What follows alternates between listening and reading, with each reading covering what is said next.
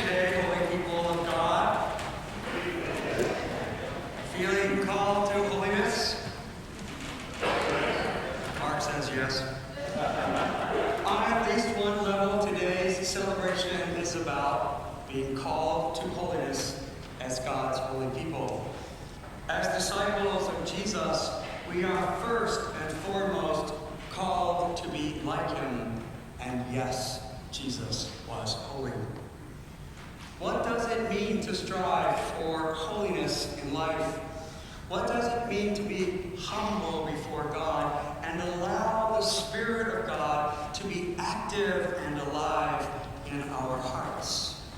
What does it mean that the Spirit of God calls us to shine forth the light within us for all to see and experience?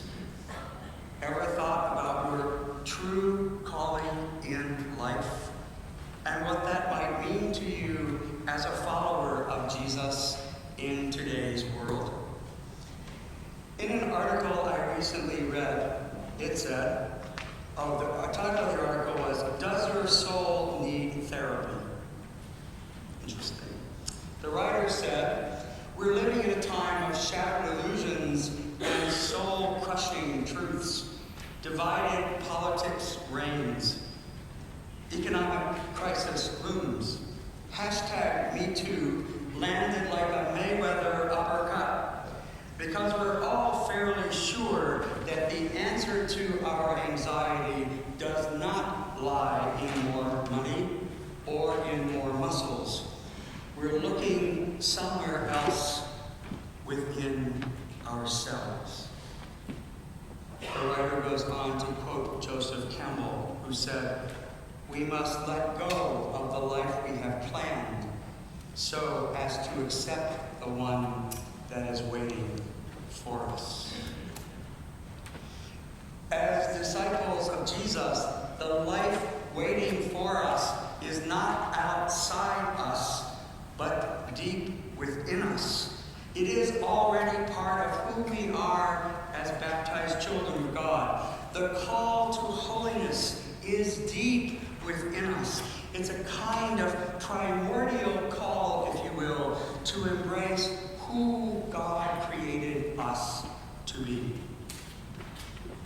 Perhaps a challenge is to set aside those things which enable us to be people who might not recognize who we really are and assess just how we got there.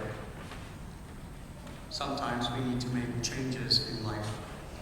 We recognize that we need to let go of the life we had planned so as to accept the one that is waiting for us and allow the light deep within us to lead us and to guide us.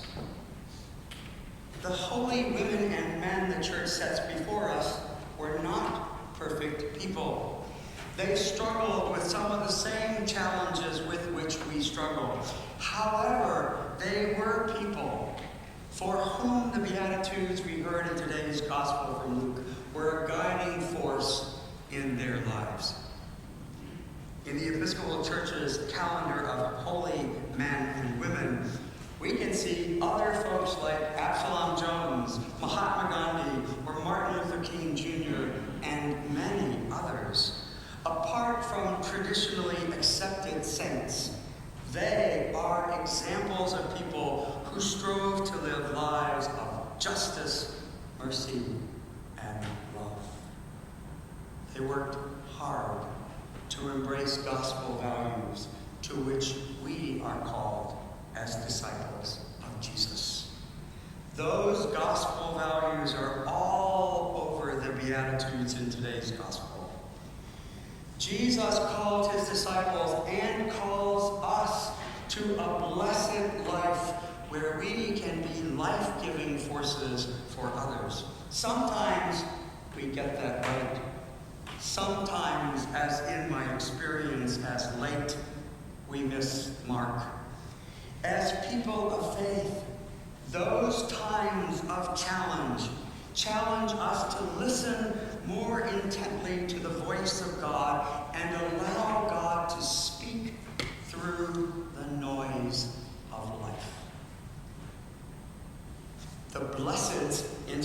gospel are followed by the woes in today's gospel.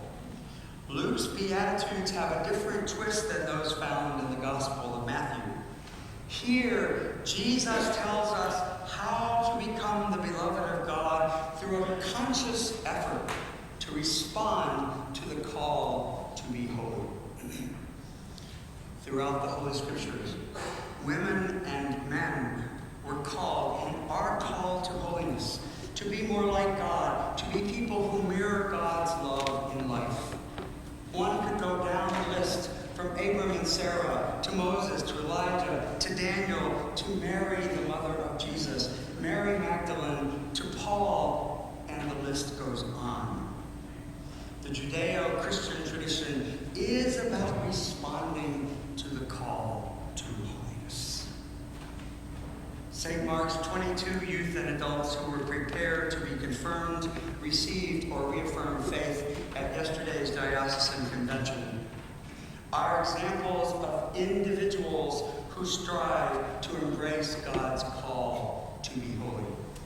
Today we celebrate all the women and men who respond to the call to be holy in life. In a few minutes, we will lift up the names of loved ones and friends, especially those who have gone before us over the past year. They are part of the communion of saints, those who have gone before us.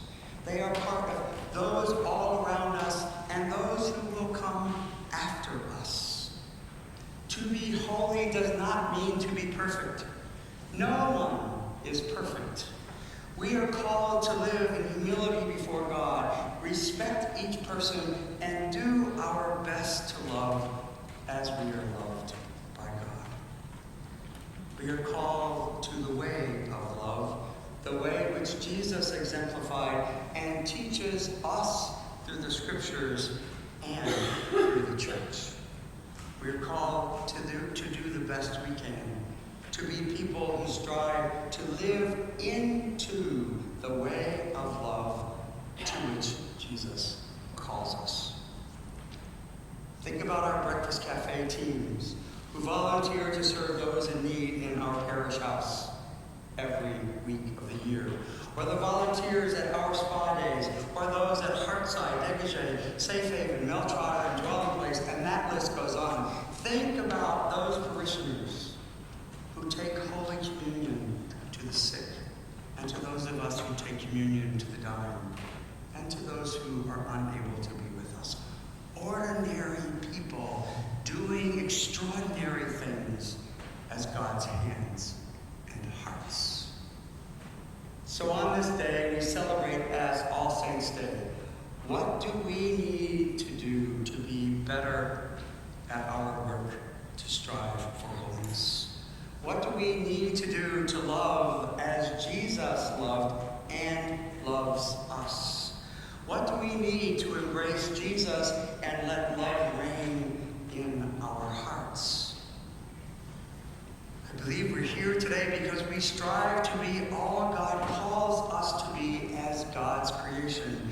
We have said yes to be here today and to be united with Jesus and with one another, for which we are grateful. Our stewardship season of shining our light could be subtitled Shining Our Gratitude. We are grateful for the many gifts given to us as individuals and as a community of faith at St. Mark's. We're grateful for the holy women and men whose lives mirrored or whose lives mirror the life of Jesus. We're grateful for the grace given to us to respond to God's call to be all we can be.